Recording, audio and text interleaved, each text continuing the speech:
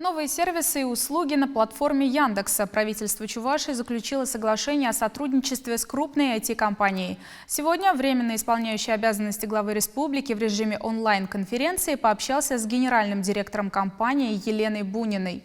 В рамках соглашения в республике планируют запустить новый социальный проект «Такси для ветеранов». К другому проекту Яндекс.Лицей уже подключились более 1500 учителей и более 27 тысяч школьников.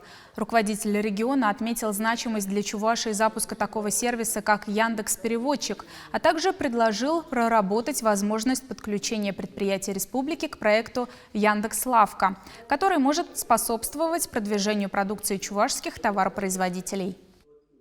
Мы, если совместно будем двигаться, сможем наработать намного больше инструментариев и сервисов в области цифрового управления. Двигаться надо смелее, напористее.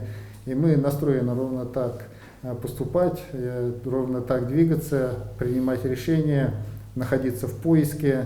И вот с удовольствием поэтому сегодня обозначаю вот наши желания, нашу открытость, наше стремление с вами взаимодействовать и искать новые, удобные, современные, может, намного быстрее формы обработки данных, принятия эффективных решений и, как следствие, улучшения условий ведения и бизнеса, и функционирования всех институтов общества и отдельного гражданина.